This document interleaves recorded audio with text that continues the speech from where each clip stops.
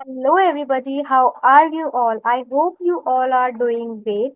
So काफी सारे बच्चे हैं जो कि फोर्थ ईयर के हैं. So जैसे कि जस्ट फॉर एन अपडेट अगर मैं आपको बताऊं तो I have uploaded a video of just give me a moment. तो जो हमारे बीएमएस के स्टूडेंट है राइट, बीएमएस सेकेंड सेमेस्टर की बात करें तो I have uploaded for cost and management accounting की मैंने वीडियो अपलोड कर दी है ऑफ ऑल 5 यूनिट्स. ठीक है. सेकेंड आपका जो सब्जेक्ट था इसमें वो था principle of marketing. Principle of marketing की पूरी 4 यूनिट मार्केटिंग. ठीक है. ये 4 यूनिट्स मैंने कर दी हैं एंड कंबाइंड वन शॉट भी इसका अपलोड कर दिया है. इसका आई विल अपलोड. थर्ड जो आपका इसमें सब्जेक्ट है that is micro economics. Micro economics का I have already uploaded one shot video. One shot में अपलोड कर चुकी थी सेमेस्टर लाइक 1 और 2 ईयर 2 मंथ अगो. वहां से आप माइक्रो इकोनॉमिक्स का वन शॉट वीडियो देख सकते हो. ठीक है. One shot I have uploaded.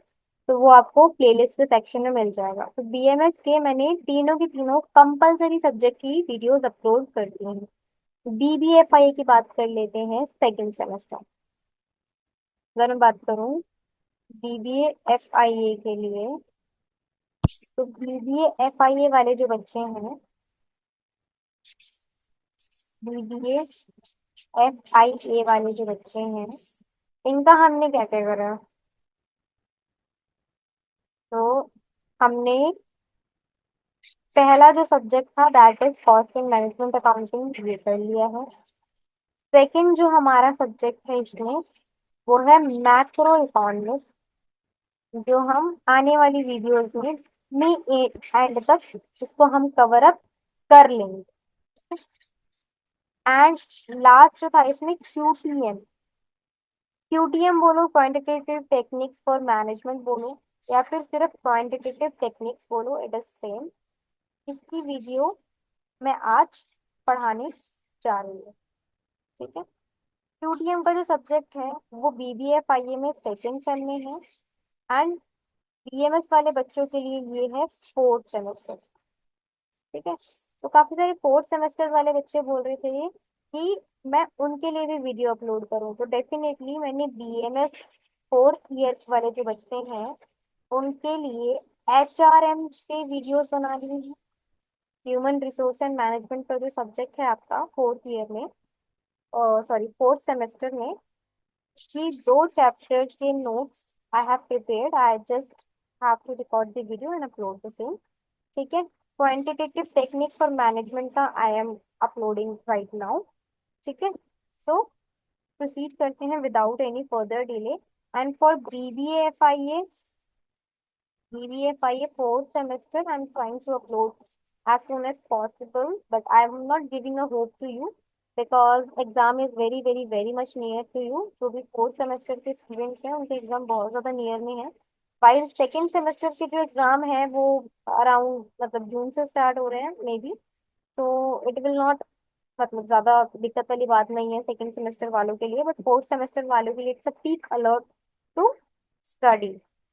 Right. तो नाउ अब हम बात करते हैं क्वांटिटेटिव टेक्निक्स फॉर मैनेजमेंट की, जो हम इस वीडियो में कवर अप करेंगे. ठीक है. मैं सबसे पहले आपको स्क्रीन शेयर कर रही हूँ. राइट. तो स्टूडेंट प्लीज शेयर करिएगा कि आपका एक्सपीरियंस कैसा है चैनल के साथ. Are you liking my videos और not, because you are the only one who give me motivate to make such videos for you. Because 12 hours काम करने के बाद in a corporate life I am it is very hectic to record such videos. But जैसे जैसे आपके मुझे comments receive होते हैं that is the only thing that motivates me to record a lecture for you. Right. तो like जो बच्चे अभी कॉर्पोरेट्स में काम भी कर रहे होंगे, they can relate to me कि it is very very very hectic. Hectic कि भाई 12 आवर्स के बाद आप में कोई क्षमता नहीं बचती कि you can do another work. Okay. तो जैसे कि मैंने बताया कि BMS and BBA FIA both can refer this video. ठीक है। आप दोनों ही बच्चे इस वीडियो को रेफर कर सकते हैं। एंड बीएमएस में ये 4th सेमेस्टर में होता है सब्जेक्ट, एंड बीबीएफआईए में ये होता है 2nd सेमेस्टर में सब्जेक्ट। ठीक है। एज अ डीएससी, डीएससी मतलब कंपलसरी सब्जेक्ट है आपका, जो आपको पढ़ना ही पढ़ना है। इसको हम quantitative techniques for management BMS के टर्म्स में बोलते हैं, एंड क्वांटिटेटिव टेक्निक्स हम बीबीएफआईए में बोल देते हैं, जो आपका सब्जेक्ट नोट डाउन है as per your you know academic, but it is same. ठीक है। सिलेबस थोड़ा सा डिफरेंस है, जो कि मैंने आज पर दी सिलेबस चीजें कर दी है। मैं सबसे पहले आपको सिलेबस ही बता देती हूँ, बिकॉज आपको लगेगा कि नहीं मैं अलग से करवा रही हूँ, आपके सिलेबस में कुछ और दे रखा है, बट नहीं। सिलेबस जब आप मिलाओगे ना तो it is same, syllabus is same. But उन्होंने क्या कर रखा है कि सपोज 2 फेज मेथड के आगे आपको यूनिट नंबर 2 का सिलेबस भी इसी में अटैच कर दिया है बीबीएफआईए के लिए, बट बीएमएस में थोड़ा सा प्रिस्टाइज मैनर में इसको कर दिया है। ठीक है। तो यूनिट नंबर 1, ठीक है, बीबीएफआईए वाले बच्चे एंड बीएमएस वाले बच्चे दोनों रेफर करेंगे यूनिट नंबर 4 तक। जो भी सिलेबस है सारा पढ़ेंगे। लेकिन लास्ट जो इसकी यूनिट है, थोड़ा सा मैं आपको स्मॉल करके दिखा देती हूँ।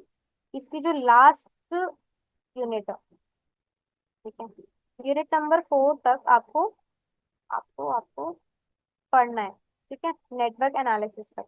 इसके बाद की एक यूनिट है, that is decision theory. Decision theory सिर्फ और सिर्फ बीबीएफआईए वाले बच्चों को पढ़ना है, क्योंकि बीएमएस में सिलेबस में नहीं दिखा मुझे डिसीजन थ्योरी।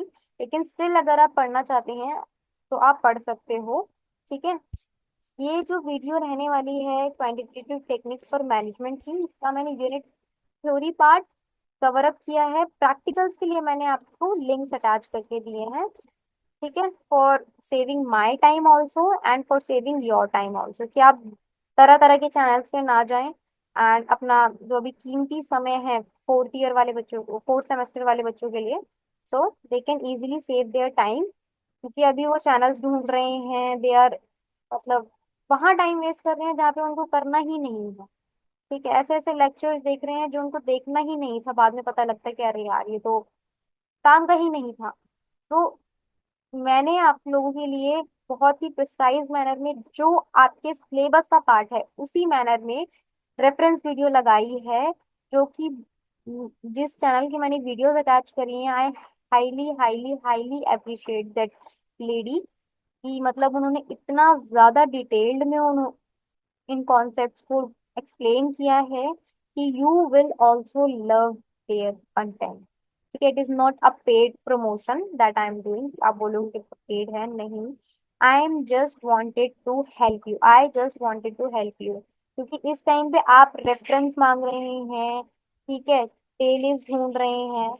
तो मैंने सोचा कि I am just attaching video link so that आपका थोड़ा सा टाइम सेव हो, एंड एज पर दी सिलेबस पढ़ो यार। ग्राफिक सॉल्यूशन पढ़ना है तो आप अलग से कोई वीडियोस क्यों देख रहे हो? ग्राफिक सॉल्यूशंस पे देखो ना, ग्राफ पढ़ो सीधा, मल्टीपल का, ऑप्टिमल का, इनफिजिबिलिटी का। सिंपल।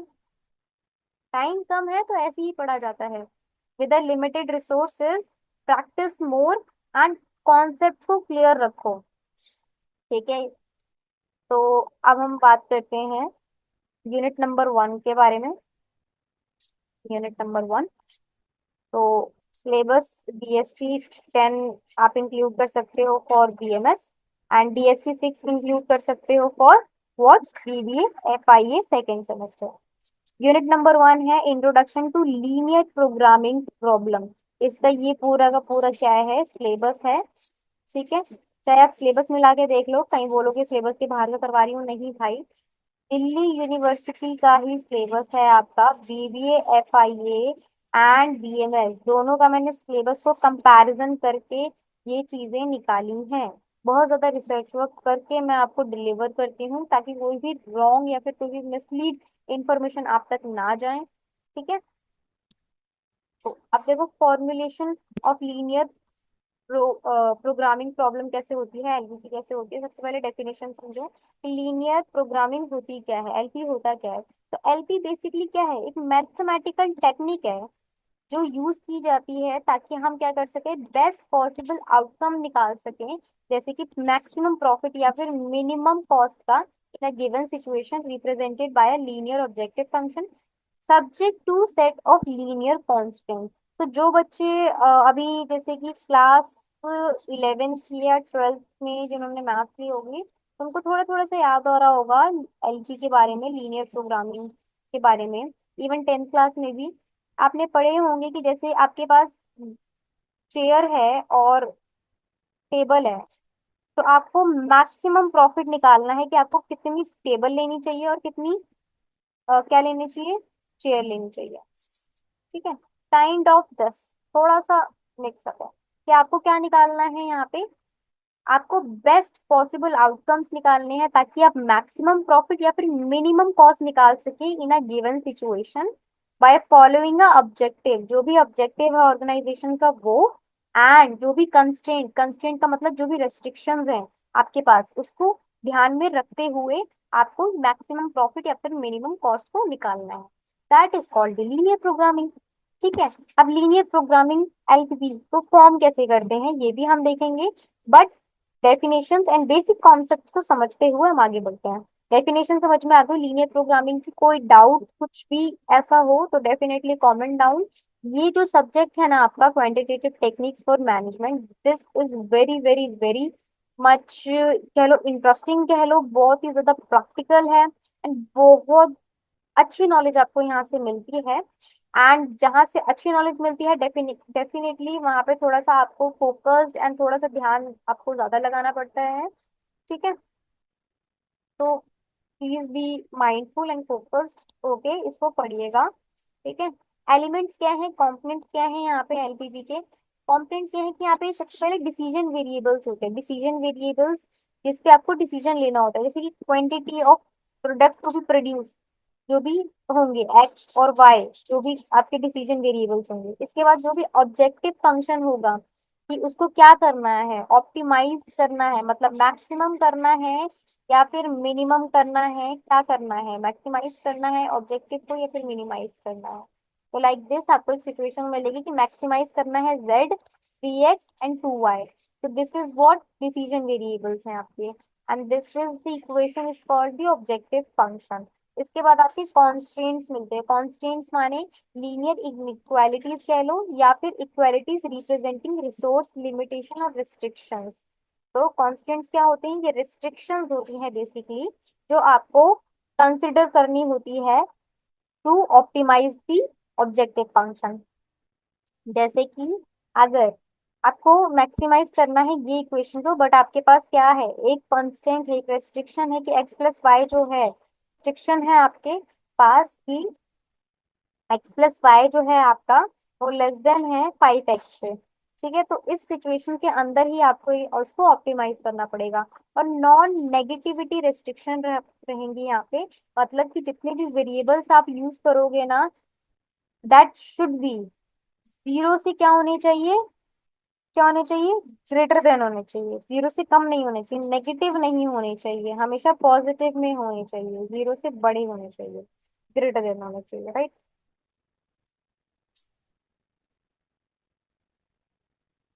ठीक है। लीनियर प्रोग्रामिंग प्रॉब्लम कैसे होती है, तो लीनियर प्रोग्रामिंग का अगर मैं सैंपल दिखाऊं, सैंपल वे में, तो प्रॉब्लम्स आपको इस मैनर में मिलती है कि प्रॉब्लम क्या है, मैक्सिमाइज करना है जेड को 3x प्लस में 5x से। सब्जेक्ट टू ये क्या है आपकी, ये कंस्ट्रेंट्स है, रेस्ट्रिक्शंस मिली है आपको यहाँ पे। तो रेस्ट्रिक्शंस क्या है, number one restriction, number two restriction, and this is the inequality that you have to follow कि x1 x2 जो है वो पॉजिटिव नंबर है, नेगेटिव नंबर नहीं है। ठीक है। तो this is the inequality. Linear programming problem दिख रही है आपको। इसके बाद इसको फॉर्म कैसे करते हैं, steps to formulate a linear programming problem. ठीक है, तो कभी भी सिचुएशन अराइज होती है ना कंपनी, तो आपको इस फॉर्मेट में क्या कभी प्रॉब्लम मिलती है कि एक्स वाई जेड भाई क्या है, ऐसी प्रॉब्लम्स कभी होती है? नहीं भाई, दिस इज दी एजम्पशन। आपको पूरे का पूरा सिचुएशन दिया जाएगा, इसके बाद ये एक्स वाई जेड आपको खुद ही एज्यूम करने पड़ेंगे। देन आपको याद आएगा कि भाई मैथ्स में जो हम एक्स वाई जेड निकालते थे वो कहाँ इस्तेमाल आता है, भाई यही इस्तेमाल आता है आपको। यही रियल लाइफ है आपकी। ठीक है, यही यूज में आएगा चीजें। अब आप देखो कि मैथ आपकी कहाँ यूज में आ रही है। आप सोचते थे ना कि मैथ हमारी कहाँ यूज आएगी, ये एक्स वाई जेड कहाँ यूज में आएगा, तो यही यूजर में आएगा स्टूडेंट्स। आप यहीं पे प्रैक्टिकल्स निकालेंगे, यहीं पे आप सारी चीजें वो देखेंगे, आपको पता चलेंगी चीजें कि भाई मैथ्स हमारे लिए कितनी कितनी ज्यादा इंपॉर्टेंट है। तो कैसे हम एलपीवी प्रॉब्लम फॉर्मुलेट करते हैं? सबसे पहले क्या करते हैं, डिसीजन वेरिएबल्स को फाइंड करते हैं, एक्स वाई। एक्स वन क्या रहेगा, एक्स टू क्या रहेगा। जैसे कि एग्जांपल है, जो कंपनी प्रोड्यूस कर रहा है टेबल और चेयर्स को, तो इसमें हमने क्या करा, एक्स को क्या माना, number of table to be produce माना, एंड वाई को क्या माना, number of chair to be produce. तो लाइक दिस एक एग्जांपल था कि कंपनी ने प्रोड्यूस करी टेबल एंड चेयर, तो हमें खुद ही लेट करना पड़ रहा है कि एक को हम एक्स मान रहे हैं, एक को हम वाई मान रहे हैं। ये हम तभी मानते हैं ताकि हम हमारी सिचुएशंस जो है वो थोड़ी सी क्या हो जाए, प्रिसाइज मैनर में हो जाए। अगर आप लिखेंगे टू चेयर बार बार, टू टेबल, तो this is a time consuming. Two X लिखो, सीधा टू वाई लिखो, तो ज्यादा वैसे तो नहीं है। Then, राइट करना है ऑब्जेक्टिव फंक्शन को।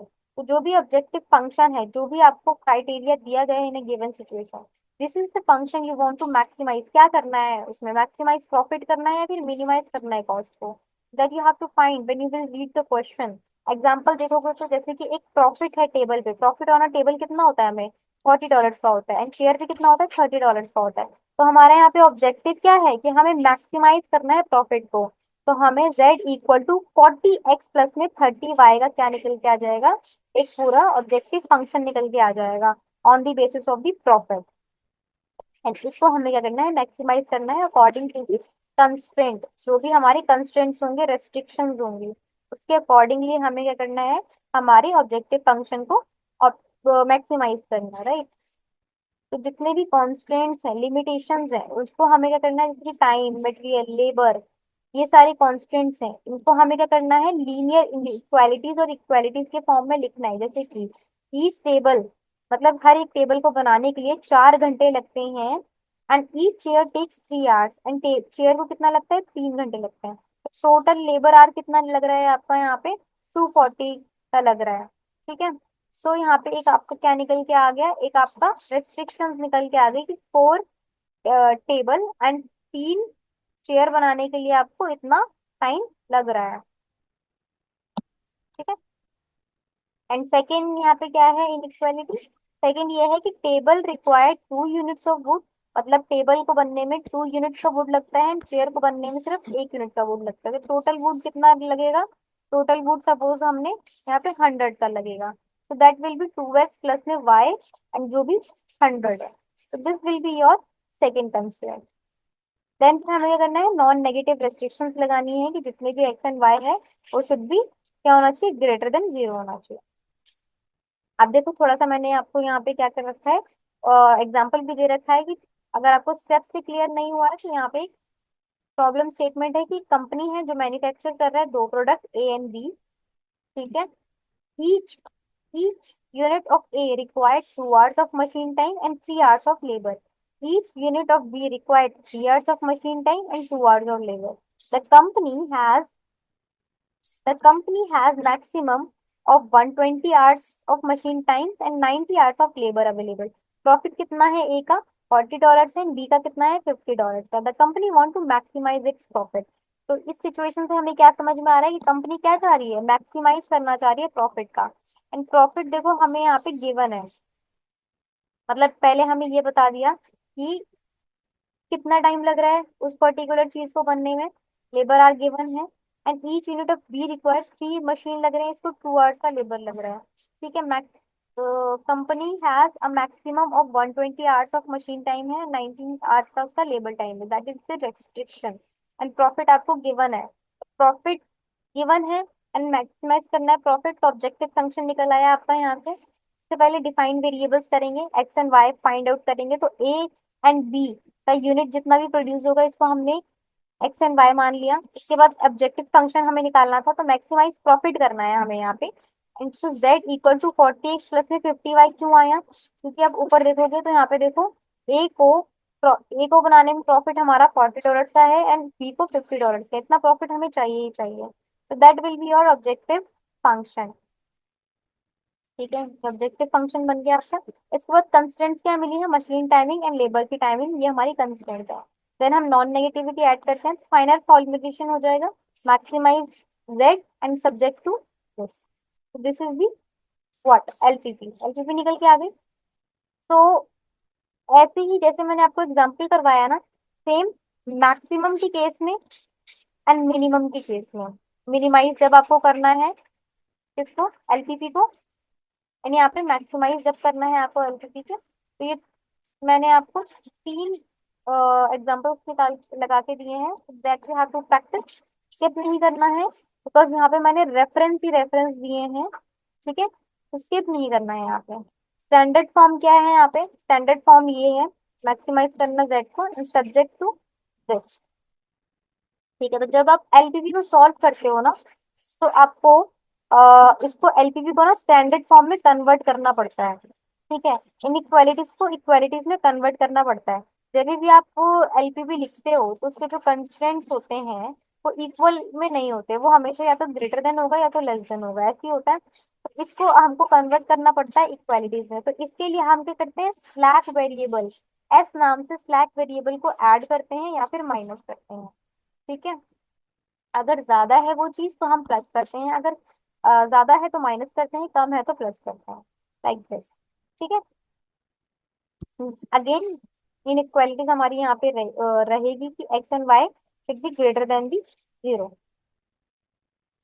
स्टैंडर्ड फॉर्म समझ में आ गई आपको।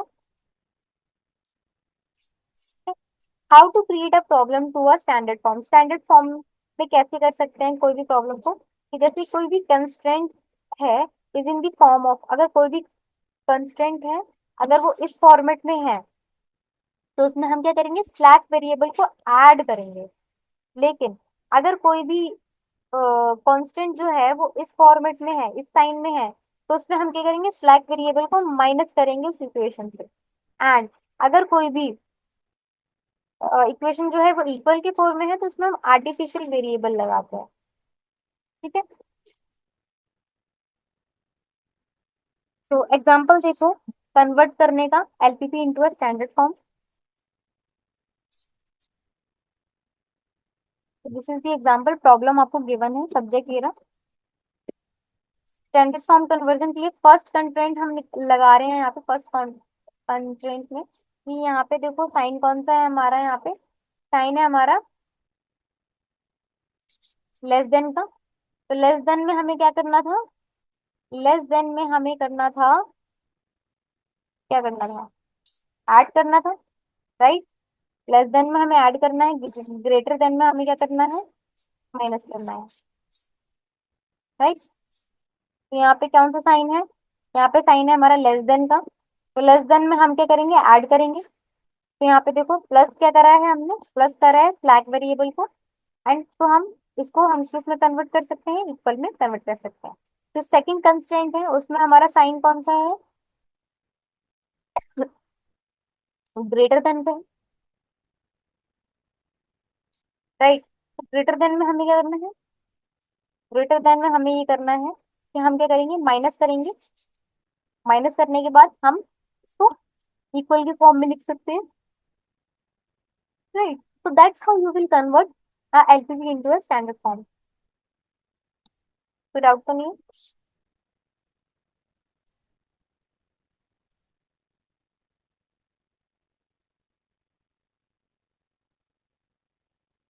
तो फाइनल स्टैंडर्ड फॉर्म आपकी यहाँ पे देखो ऐसे आ जाएगी, मैक्सिमाइज दैट, जो चीज भी आप यहाँ पे प्लस एंड माइनस कर रहे हो ना, that will be added in your maximise that.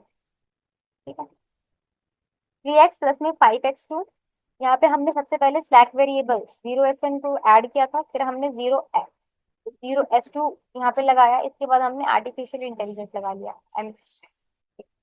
तो जो टर्म है ना -ma, ये हम वहीं पे इंक्लूड करेंगे बिग एम मेथड में। इसके अलावा आपको इंक्लूड इसको नहीं करना है, otherwise you will get confuse. इसके बारे में भी डिस्कस करेंगे, बट -ma का यूज हम वहीं करेंगे बिग एम मेथड में। बाकी में हमें नहीं करना है, राइट। बाकी में आपको सिर्फ S1 एंड S2 से काम चल जाएगा, राइट। तो आगे चलते हैं विदाउट एनी फर्दर डिले। एलपीवी समझ में आ गया आपको, स्टैंडर्ड फॉर्म भी समझ में आ गई। इसके बाद है graphical solution for the two variables. तो टू वेरिएबल्स के लिए ना graphic solution is the best. Graphic graphical method is to solve an LPP involving two decision variable x and y. It provides visual way of finding the optimal solution. Optimal मतलब maximum या फिर minimum value of the objective function निकालने के लिए graphical solution जो है वो बहुत ज्यादा मतलब सही मेथड है। अगर आपके पास दो वेरिएबल है, दो चीजें हैं एक्स एंड वाई हैं, तो ग्राफिकल मेथड से you can easily find the maximum minimum value. Steps कैसे हैं, कैसे आप इसको निकाल सकते हो। स्टेप्स यही है कि एलपीपी को ग्राफिकली करने के लिए सबसे पहले फॉर्मुलेट करना पड़ता है आपको एलपीपी को। कंस्ट्रेंट और ऑब्जेक्टिव फंक्शन फाइंड करना है, कन्वर्ट करना है इनइक्वालिटीज को इक्वेशंस में जैसे इक्वल के फॉर्म में। इसके बाद क्या करना है, प्लॉट करना है कंस्टेंट को लाइन ऑन अ ग्राफ। जितने भी कंस्टेंट है इनको हम ग्राफ पे प्लॉट करेंगे, फिजिबल रीजन निकालेंगे। फिजिबल निकालने के बाद जो भी कॉर्नर पॉइंट्स है, कॉर्नर पॉइंट्स को हम निकालेंगे एंड इवेल्युएट करेंगे ऑब्जेक्टिव फंक्शन को each at a corner point. जहाँ कहाँ पे वो मैक्सिमम आ रहा है, मैक्सिमम आ रहा है तो मैक्सिमम, मिनिमम आ रहा है तो मिनिमम कर लेंगे ऑप्टिमल सॉल्यूशन का। ठीक है, तो ये स्टेप्स है निकालने का। एग्जांपल मैं थोड़ा सा बता देती हूँ आपको। सपोज मैक्सिमाइज करना है जेड को और ये कुछ कांस्टेंट है। सबसे पहले क्या करना है, हमें प्लॉट करना है कांस्टेंट्स को। तो हमने कांस्टेंट्स निकाले यहाँ पे, x+y = 4। इक्वालिटीज में इसको हमने कन्वर्ट करा, इक्वल के फॉर्म में कन्वर्ट करा। And 3+y = 6।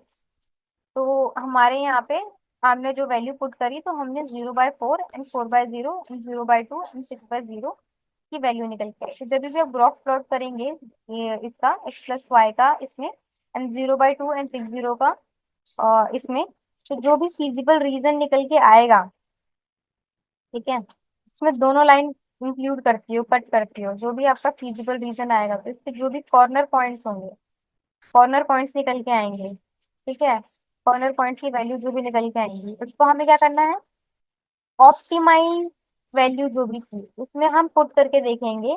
फिर हम देखेंगे कि ऑप्टिमाइज्ड वैल्यू किस चीज में मैक्सिमम है तो मैक्सिमम कंसिडर करेंगे, मिनिमम है तो मिनिमम कंसिडर करेंगे। इजी है, कुछ डिफिकल्ट तो नहीं लगा।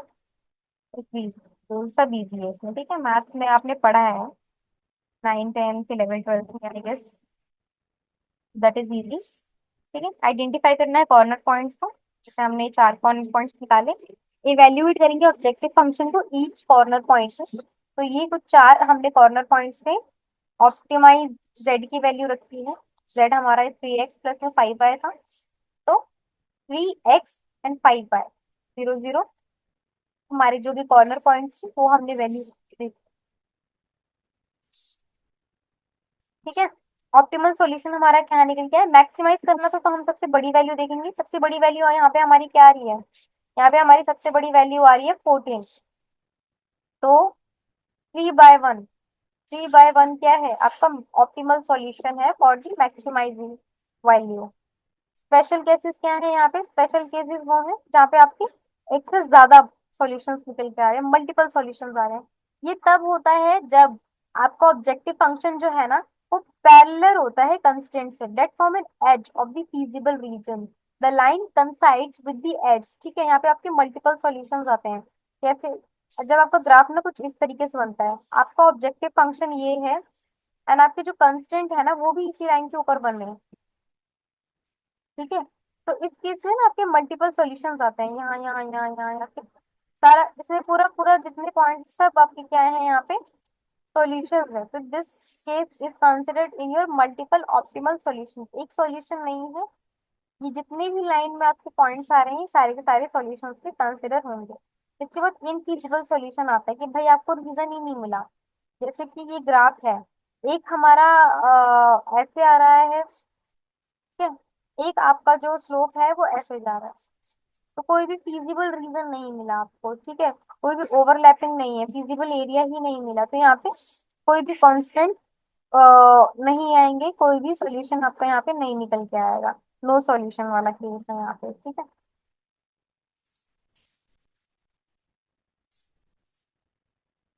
ठीक है। इसके बाद है आपका अनबाउंडेड सॉल्यूशन। अनबाउंडेड सॉल्यूशन में बेसिकली क्या होगा, feasible reason is open and extends to infinity, allowing the objective function to increase or decrease with bounds। Unbounded solution में बेसिकली क्या होता है कि आपकी कोई भी बाउंड्रीज नहीं है, सपोज लाइक दिस, अनबाउंडेड है ये, यहाँ के कॉर्नर तो निकाल लिए लेकिन इसके आगे की क्या, तो this is the unbounded solution. Example मैंने यहाँ पे कर रखे हैं, जैसे कि ये प्रैक्टिकल्स के क्वेश्चन हैं that you have to solve, no choice for you, you have to watch graphical method for unique solution, finite मतलब मल्टीपल सॉल्यूशन, अनबाउंडेड सॉल्यूशन के लिए और कोई भी फिजिबल सॉल्यूशन नहीं है, तो उस केस के लिए चारों के चारों ग्राफिकल मेथड्स के मैंने यहाँ पे लेक्चर लगा दिए हैं, प्रैक्टिकल क्वेश्चन लगा दिए हैं। ठीक है, कंसेप्ट मैंने क्लियर कर दिया है that you have to practice. इसके बाद आता है हमारा simplex method. Simplex method is a bit higher approach solving any LPP problem. ठीक है, बेसिकली जो आपकी प्रॉब्लम ग्राफिकल से नहीं सॉल्व होती है वो आपकी सिंपलेक्स से सॉल्व हो जाती है। तब हम इसको यूज करते हैं जब आपके दो से ज्यादा वेरिएबल्स होते हैं ना, तब हम इसको यूज करते हैं। अगर दो वेरिएबल है एक्स और वाई, तब तो हमने ग्राफिकल वाला यूज कर लिया, लेकिन एक्स वाई जेड है, ठीक है, दो से ज्यादा है, then we will use the simplex method. ठीक है, तो ये क्या है, ये एल्जेब्रिक टेक्निक है एलपीपी को सॉल्व करने के लिए with two or more decision variable. ये स्टार्ट होता है बेसिक फीजिबल सॉल्यूशन के साथ एंड ये मूव करता है ऑप्टिमल सॉल्यूशन पे by improving the objective function at each step. ये वाइडली यूज किया जाता है जब ग्राफिकल मेथड प्रैक्टिकल में नहीं होता, when there are more than two variables. Purpose क्या है, ताकि हम एलपीपी को सॉल्व कर सके जो कि टू वेरिएबल से ज्यादा है। इसमें हमारे स्पेशल केसेस क्या होते हैं, स्पेशल केसेस ये होते हैं कि इसमें हमें डीजेनरेसी आ जाती है, जिसमें बेसिक वेरिएबल जो है वो जीरो वैल्यू पे आते हैं, या फिर साइक्लिंग आ जाती है, रेपिटेशन हो जाता है सेम टेबल्यू का, मतलब जो भी टेबल निकल के आ रही है ना वो रिपीटेडली बेसिस पे सेम सेम सेम आ रही है। ठीक है, या फिर अनबाउंडेडनेस आ रही है, नो फाइनाइट ऑप्टिमल सॉल्यूशन है, या फिर इनफिजिबिलिटी है, presence of artificial variable in a final solution with the positive positive value. ठीक है, these are the special cases of the simplex method, right. Graphical method पढ़ लिया, we are studying the simplex method. Advantage क्या है simplex method के, advantage ये है कि सिस्टमैटिक है एंड गारंटी करता है फाइनल ऑप्टिमल सॉल्यूशन निकालने का। अगर वो एग्जिस्ट करता है तो एग्जिस्ट, नहीं करता है तो there that is not guaranteed. Works for problem with many variables and constraint. Limitations क्या है, रिक्वायर करता है conversion to standard form, standard form में कन्वर्ट करना पड़ता है, इसके बाद ही आप सॉल्व कर सकते हो, otherwise you can not solve. Graphical solution में तो आप इजीली इक्वल का साइन लगाओ and you can do it, but in that case you have to convert it into a standard form. ठीक है, जैसे कि हमने करा था ना एलपीपी को स्टैंडर्ड फॉर्म में, वैसे ही करना है। कॉम्प्यूटेशनली इंटेंसिव फॉर लार्ज प्रॉब्लम के लिए ही इफेक्टिव बट स्टिल अफेक्टिव है। ठीक है, सो लार्ज अगर डेटा है तो उस केस में इफेक्टिव नहीं है, कितनी टेबल आप बना लोगे, बट ठीक है फिर भी कंसिडर करते हैं।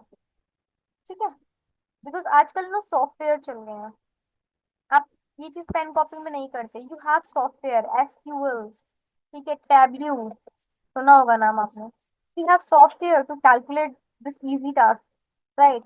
आजकल के लिए बहुत ज्यादा इजी है, just you have to understand the concept and you will do excel in that, right. Example क्या है, मैक्सिमाइज जेड करना। ठीक है, एलपीपी गिवन है, सबसे पहले क्या करेंगे, एलपी को एलपीपी को आपको क्या करना है, एलपीपी को आपको करना है स्टैंडर्ड फॉर्म में convert by adding a slack variable. ठीक है, तो यहाँ दोनों ही जो साइन थे ना, वो साइन किसके थे, लेस देन के थे, तो we will add a slack variable in both the case. ठीक है, ताकि हम स्टैंडर्ड फॉर्म में इसको कन्वर्ट कर सके। स्टैंडर्ड फॉर्म में कन्वर्ट करने के लिए हमने स्लैक वेरिएबल ऐड कर लिया है बाय दिस, राइट। इसके बाद इनिशियल जो टेबल्यू निकल के आएगी, टेबल निकल के आएगी, टेबल में देखो आपके, बता देती हूँ थोड़ा सा आपको हिंट दे देती हूँ। बाकी प्रैक्टिकल्स के लिए मैंने आपकी वीडियोस लगा रखी है, वहां से आपको सोल्यूशन चाहिए। तो बेसिक वेरिएबल्स जो भी होंगे, जैसे कि X, X two and S two, ये तीन वेरिएबल्स मुझे दिख रहे हैं इक्वेशंस में, तो we have written this here. इसके बाद आपकी जो लाइन वाइज है ना, X one X two and S one, वो आप लिख दो। जितने भी वेरिएबल्स आपको दिख रहे हैं, एक्स वन है, एक्स टू है एंड एस वन है एंड एस टू है, इसके अलावा तो कोई नहीं है।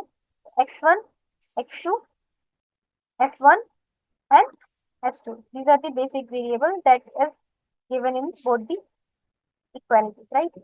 इसके बाद राइट हैंड साइड पे क्या विजिबल है, 8 एंड 12, तो 8 एंड 12 लिखा है।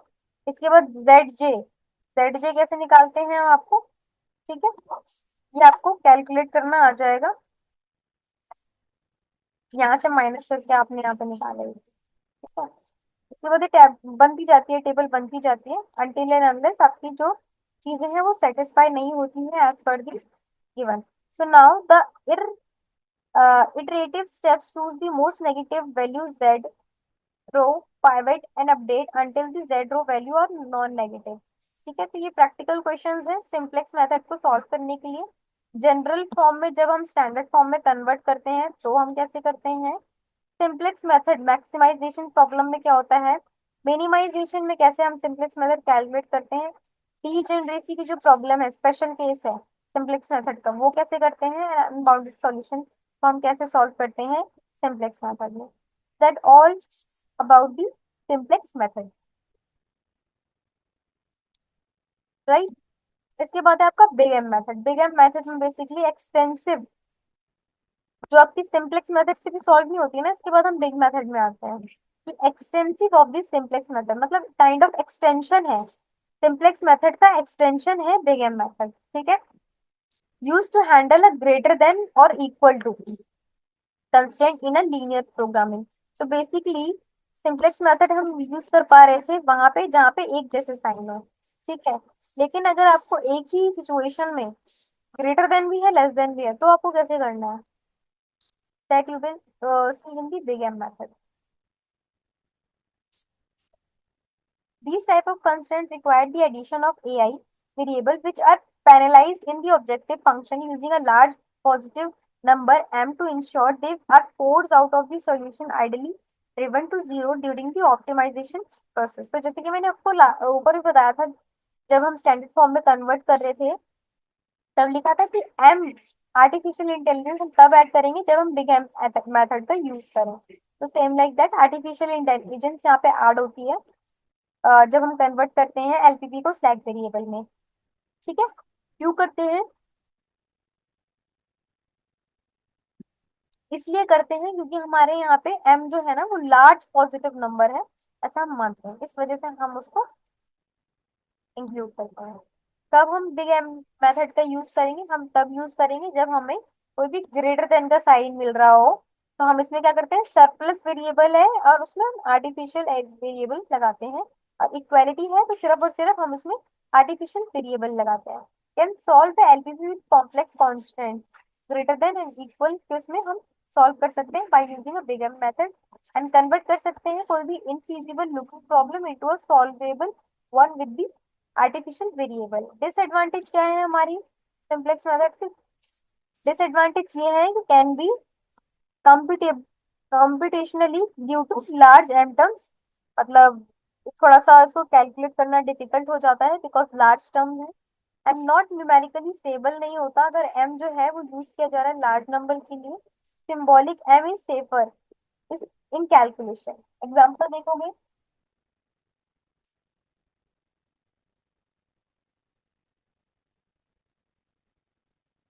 एग्जाम्पल गिवन है आपको यहाँ पे, प्रॉब्लम है मैक्सिमाइज जेड की, एंड यहाँ पे हम स्टैंडर्ड फॉर्म में कन्वर्ट कर रहे हैं इसको। तो स्टैंडर्ड फॉर्म में कन्वर्ट करने के लिए एक्स वन, यहाँ पे देखोगे तो साइन किसका है, ग्रेटर देन का है, X one X two minus में क्या करना है, एस वन करना है, ग्रेटर देन का साइन है तो माइनस करेंगे, प्लस करना है स्लैक वेरिएबल की। सेकंड कंस्टेंट में हमारी इक्वालिटीज है, तो इसमें सिर्फ हम स्लैक आर्टिफिशियल उसको हम ऐड करेंगे सिर्फ और सिर्फ, ठीक है, आर्टिफिशियल वेरिएबल को सिर्फ और सिर्फ ऐड करेंगे, नथिंग एल्स।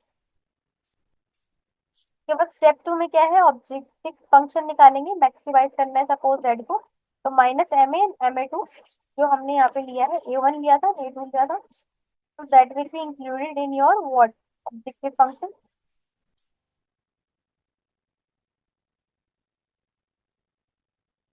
राइट। तो इसके बाद ये इनिशियल सिंपलेक्स टेबल्यू निकल के आई है, तो ये टेबल बनानी आपको बहुत बहुत बहुत इंपॉर्टेंट हो जाती है। That is the practical question that I have task you. BM method maximisation problem में कैसे करते हैं, मिनिमाइजेशन प्रॉब्लम में कैसे कर सकते हैं, एंड नो फिजिबल सॉल्यूशन है तो उस केस में कैसे आप बीएम मेथड का यूज करेंगे। ठीक है, आई होप बीएम मेथड भी आपको क्लियर हो गया होगा by watching this videos and my videos. To phase method आता है, टू फेज मेथड में क्या होता है, सिस्टमैटिक टेक्निक है जिसमें हम एलपीपी को क्या करते हैं, सॉल्व करते हैं विद इक्वालिटीज और ग्रेटर देन और equal constraints like big M method. It introduces AI but avoids using a MM, which can cause numerically instability. तो हम big M method में ना M का यूज करते हैं by representing a large number term. लेकिन to phase method में हम M का यूज नहीं करते हैं बट बाकी सारी चीजें हम इसमें यूज करते हैं। That is the major difference. Phase one में क्या हो रहा है, फेज वन में हम बेसिकली क्या कर रहे हैं, फिजिबल सॉल्यूशन निकाल रहे हैं। ठीक है, by minimizing a sum of A I, if the sum is not equal to zero at the end phase one the problem is infeasible. अगर कोई भी प्रॉब्लम का सम जो है वो जीरो की इक्वल नहीं आ रहा है तो फेज वन का जो सॉल्यूशन है वो इनफीजिबल होगा। अगर अगर वो इक्वल टू जीरो आ रही है उस केस में हम क्या करते हैं, फेज टू में एंटर कर जाते हैं। Use the feasible solution from the phase one to solve the original objective function using the simplex method। ठीक है, एडवांटेज क्या है टू फेज मेथड के, एडवांटेज यही है कि अवॉइड करना न्यूमेरिकल इंस्टेबिलिटी को बिग एम मेथड में, प्रोवाइड करना clear distinction between a feasibility phase one और ऑप्टिमाइज करना फेज टू को, good for computer implementation. This is the two phase method. When use कम हम इसको यूज करेंगे जब इक्वलिटी का साइन हो या फिर ग्रेटर देन का साइन हो। एग्जांपल देखोगे तो लाइक दिस, सब कुछ सेम है like the begin method, but हम इसमें एम का यूज कहीं भी नहीं करना है। तो यहाँ पे हम स्टैंडर्ड वेरिएबल में कन्वर्ट करेंगे A one and S two A two. ठीक है, मैक्सिमाइज करेंगे डब्ल्यू को A one plus A two. यहाँ पे हम इनिशियल टेबल निकालेंगे, टेबल के अकॉर्डिंग हम इसको सॉल्व करेंगे। अगर डब्ल्यू जो है वो जीरो है देन हम उस पर क्या जाएंगे, फेज टू पे जाएंगे। अगर नहीं है तो वो जो सोल्यूशन है वो हमारा वो इनफीजिबल है, कोई भी सोल्यूशन नहीं आएगा। ठीक है, तो लेक्चर यहाँ पे 13 है और ये लेक्चर है हमारा 14। तो ये दो प्रॉब्लम्स है हमारी, प्रैक्टिकल के क्वेश्चंस है जो मैंने यहाँ पे अटैच कर दिए so that you can study easily. Applications क्या है लीनियर प्रोग्रामिंग के, तो एप्लीकेशंस यहाँ पे गिवन है जिसकी मार्केटिंग में आप कैसे यूज कर सकते हो। तो गोल के अकॉर्डिंग जैसे आपको मैक्सिमाइज करना है सेल को या फिर प्रॉफिट को या फिर रीच करना है to the audience with a minimum budget, तो कॉस्ट को हम कम करने के लिए भी एलपीपी का यूज करते हैं। जैसे कि allocate advertising budget across TV radio या फिर online platform for maximising customer reach. ठीक है, so in that case, in that example you can use the LPV problem। Same with that finance, finance में भी गोल के अकॉर्डिंग जैसे कि आपको इन्वेस्टमेंट रिटर्न और मिनिमाइज करना है रिस्क को, तब हम इसको यूज कर सकते हैं। एग्जांपल देखोगे जैसे कि प्रॉफिट पोर्टफोलियो को ऑप्टिमाइजेशन करना है, डिटरमाइन करना है कि कितना, how much to invest in stock bonds etcetera with a budget and risk limits. Operation management में हमारा काम आता है, जैसे कि गोल क्या है, ऑप्टिमाइज प्रोडक्शन करना या फिर शेड्यूलिंग करना या फिर इन्वेंटरी करना। तो एग्जांपल देखोगे तो determine the best combination of product to manufacture for maximum profit given है resource constraint. This is the example of the operation management where we use the LPP. ठीक है, इसके बाद लॉजिस्टिक्स में यूज होता है जिसमें शिपिंग एंड डिलीवरी कॉस्ट में कम करने के लिए हम यूज करते हैं, जिसकी decide the most cost effective way distribute goods for multiple warehouse to retail stores, right this. Human resource HR goal क्या है, ऑप्टिमल एम्प्लॉय असाइनमेंट और शिफ्ट शेड्यूलिंग करना। एग्जांपल मिनिमाइज करना लेबर कॉस्ट को while ensuring all work shift are covered. ठीक है, data involvement analysis होती है यहाँ पे, डीबीए होता है, गोल के अकॉर्डिंगली डिसीजन मेकिंग यूनिट्स होती है, लाइक हॉस्पिटल, बैंक, ब्रांचेस। इसमें क्या करते हैं, एलपी का कैलकुलेट करते हैं, एफिशिएंसी स्कोरबोर्ड निकालते हैं इनपुट्स के अकॉर्डिंग एंड आउटपुट के अकॉर्डिंग। ठीक है, वन शॉट अगर आप देखना चाहते हो लीनियर प्रोग्रामिंग प्रॉब्लम का तो definitely you can watch this. ठीक है, बाकी हमने पूरा का पूरा एलपी लीनियर प्रोग्रामिंग सॉल्व पढ़ लिया है with theory and all. I think so, thank you dear students for watching this unit. इसके बाद हम चलते हैं सेकेंड यूनिट में। ठीक है, तो सेकेंड यूनिट में बेसिकली थ्योरेटिकल वाला मुझे इतना पार्ट लगा नहीं, बट स्टिल जितना लगा मैंने उतना कवर अप कर दिया है। जो चीज मुझे लग रही है कि ज्यादा एक्सप्लेन करने वाली नहीं है उनको मैं थ्योरी में ज्यादा कवर अप नहीं करूँ, directly I am giving a video to you, you just have to watch it, practice it and you can go to your exam. ठीक है, quantitative techniques little bit of hard है as comparison to your other subject, तो it require time for you. ठीक है, इसलिए मैं exam से कम आपको एक हफ्ते पहले ये वीडियो दे रही हूँ ताकि आप इजीली प्रैक्टिस कर सको। राइट, ठीक है, इसमें क्या है, ड्यूअलिटी इन लीनियर प्रोग्रामिंग है। तो प्राइमर प्रॉब्लम जैसे कि जो भी ओरिजिनल प्रॉब्लम होती है ना उसको हम प्राइमर प्रॉब्लम कहते हैं। ड्यूअल प्रॉब्लम इसके बाद जो होती है ना, कंस्ट्रक्टेड फ्रॉम प्राइमल, प्राइमल से जो भी कंस्ट्रक्टेड होके आ रही है ना, every constant become variable and vice versa, उसको हम ड्यूल प्रॉब्लम कहते हैं। दोबारा से वही चीज करना, प्राइमल ड्यूल का रिलेशनशिप क्या है कि in a linear programming every primal problem has a corresponding dual problem, every primal problem का हमेशा ड्यूल प्रॉब्लम होता है। The relationship between them is structured so that, जो रिलेशनशिप है इन दोनों के बीच में क्या है, कि objective function of the primal corresponding to constant in the dual and vice versa होता है ऑब्जेक्टिव फंक्शन। ठीक है, अगर वो मैक्सिमाइज का केस है तो ड्यूअल में क्या हो जाएगा, वो मिनिमाइज में कन्वर्ट हो जाएगा, लाइक ऐसा होता है, वाइस वर्सा होता है दोनों का relation. The coefficient of the primal constant become the coefficient in the dual objective and vice versa. If the primal is a maximisation problem with constraint like this, the dual is minimisation and the problem with the constraint and the vice versa. Basically इसमें ना चीजें थोड़ी सी उल्टी पुल्टी हो जाती हैं, X plus Y equal to Z दे रखा है, तो ये जो चीज है ना आपकी, ये आप क्या कर लोगे, ऑब्जेक्टिव फंक्शन में ले लोगे, लाइक दिस। अभी मैं आपको कन्वर्ट करना बताऊंगी तो आपको समझ में आ जाएगी कि अरे ये चीजें है कैसे, ड्यूअलिटी है कैसे। ठीक है, dual of max problem becomes a minimum problem and vice versa, like this. Dual जब भी हम निकालते हैं ना मैक्सिमम प्रॉब्लम का, तो वो हमेशा मिनिमम प्रॉब्लम में कन्वर्ट हो जाती है। एंड सेम विद दैट, अगर कोई भी मिनिमम प्रॉब्लम निकालनी है ड्यूअल का, तो वो किस में कन्वर्ट हो जाएगा, मैक्सिमाइजेशन में कन्वर्ट हो जाएगा। ठीक है, तो अगर हम प्राइमल में निकालते हैं तो मैक्सिमाइजेशन ऑब्जेक्टिव, ठीक है, किसमें कर प्राइमल को ड्यूल में करते हैं तो मैक्सिमाइज मिनिमम में होगा, कंस्टेंट जो भी किसमें होंगे, लेस देन में होंगे वो ग्रेटर देन में हो जाएंगे, एंड जो भी वेरिएबल्स अगर ग्रेटर लेस देन में होंगे वो किसमें हो जाएंगे, that will be same as, variable जो है सेम रहनी चाहिए, जीरो से हमेशा ग्रेटर देन होनी चाहिए, बाकी सारी चीजें इसमें क्या होनी चाहिए, अपोजिट हो जाएंगे। Right,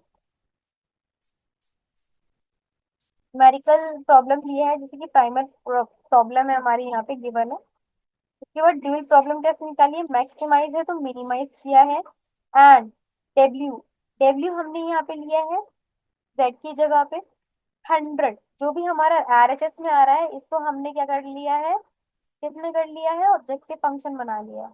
and subject to constant क्या है हमारे यहाँ पे, 2 प्लस में y2, एंड ये चीज हमारी क्या है, constant number 1, and this is the constant number 2। ठीक है, क्लियर, y1 y2 क्या है, not be greater then 0। Clear हो रहा है, एंड तो मैक्सिमाइज जेड के ये जो है इसको हमने किस में ले लिया, किस में ले लिया, आरएचएस के साइड में ले लिया। So that is how a primal problem is converted into a dual problem. आगे आपको कन्वर्ट करना। ठीक है, shadow price, economic interpretation and duality in simplex method, मैंने दो दो पॉइंट्स लिखे हैं। शैडो प्राइस क्या होता है, एक रेट होता है जिसमें ऑप्टिमल वैल्यू चेंज करता है with a unit change in the right hand side value of the constant. Economic एंट्रीब्यूशन क्या होता है ड्यूल का, कि शेडो प्राइस जो होता है ना वो वर्थ बताता है extra unit of an resource का। एंड ड्यूल वेरिएबल रिफ्लेक्ट करता है रिसोर्स की स्कैर्सिटी कितनी है इकोनॉमिक्स में। ठीक है। ड्यूअलिटी एंड सिंप्लेक्स मेथड को देखोगे तो dual and simplex method solve the problem where the solution is not initially feasible but the optimal. Use करना सेंसिटिविटी एनालिसिस को एंड इंटीग्रेट करना प्रोग्रामिंग को। That is the duality and simplex method. तो duality के मैंने जितने भी आपको करने की नीड थी, प्रैक्टिस करने की नीड थी, उनके लिंक्स मैंने अटैच कर दिया, that you have to watch. उसके बाद हमारे हमें यहाँ पे पढ़ना है सेंसिटिविटी एनालिसिस के बारे में, पोस्ट ऑप्टिमैलिटी एनालिसिस। डेफिनेशन क्या है सेंसिटिविटी एनालिसिस का, कि एग्जामाइन करता है कि कैसे ऑप्टिमल सॉल्यूशन चेंज करता है जब ऑब्जेक्टिव फंक्शन कोफिशिएंट जो है होता है and right hand side of the constraint होते हैं और टेक्नोलॉजी कोफिशिएंट होते हैं, right, are changed slightly without resolving the whole problem from the scratch। ठीक है, तो this is the playlist for the sensitivity analysis. और अगर आपको बेटर देखना है इन अ वन शॉट तो आप ये वीडियो रेफर कर सकते हो इन माय, ये आपको देखने के लिए, तो आप can watch this playlist also अगर आपको ज्यादा क्लैरिटी चाहिए होगी। ठीक है।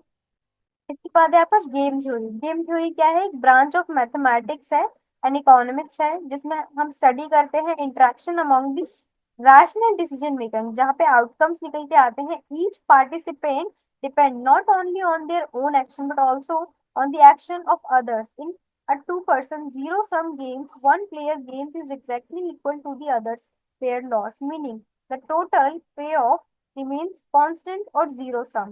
जैसे कि थ्योरी ऑफ गेम है, तो ये सारी की सारी मैंने आपको प्लेलिस्ट लगा के दे दी है, that you have to watch. Game theory में इतनी वीडियोस आप देखोगे तो गेम थ्योरी का जो कॉन्सेप्ट है ना वो आपको पूरा का पूरा क्लियर हो जाएगा।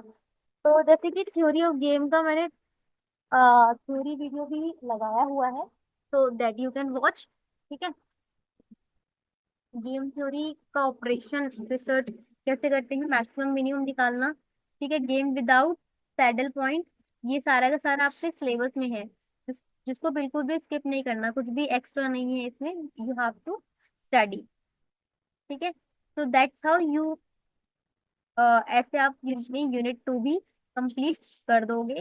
उसके बाद हम यूनिट नंबर 3 पे देखते हैं, that is the transportation and the assignment problem. यहाँ पे ट्रांसपोर्टेशन एंड असाइनमेंट रिलेटेड चीजें आपको पढ़नी है। ठीक है। तो इसमें मुझे इतना कुछ थ्योरेटिकल नॉलेज वाली चीजें नहीं लगी, प्रैक्टिकल ज्यादा है इस यूनिट नंबर 3 में।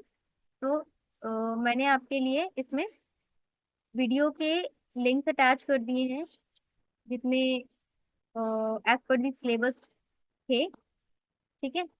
so you all can watch these all lecture, so that's how you will complete your unit number 3 also। इसके बाद यूनिट नंबर 4 जो है वो थोड़ी छोटी सी है। ठीक है। तो नेटवर्क एनालिसिस है, नेटवर्क एनालिसिस की मैंने डेफिनेशन लिखी हुई है यहाँ पे। नेटवर्क एनालिसिस की डेफिनेशन क्या है यहाँ पे,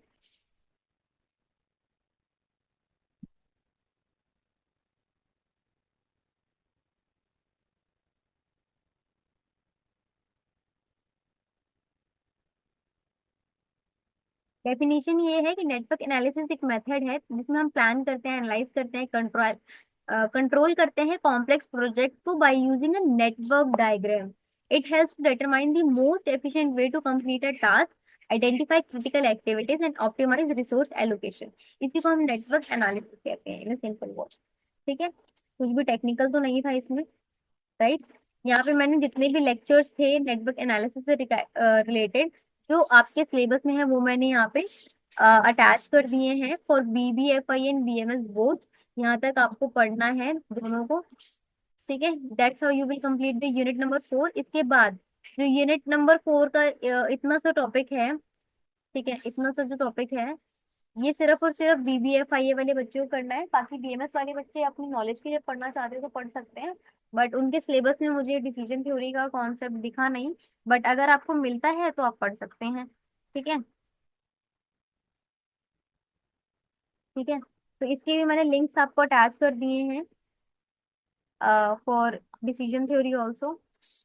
तो इतना अगर आप कर लोगे तो you will do excel in your examination. So thank you dear student for watching my video. Please subscribe my channel more and more. Support करिए, शेयर करिए, लाइक करिए, कमेंट करिए। एंड स्टिल अगर आपको कोई डाउट आता है डेफिनेटली कमेंट डाउन। कुछ भी एडवाइस होती है, कुछ भी नोट्स में अगर आपको अमेंडमेंट लगती है तो डेफिनेटली कमेंट डाउन। ठीक है। सो thank you everyone for watching this video. Bye bye, take care, love you all.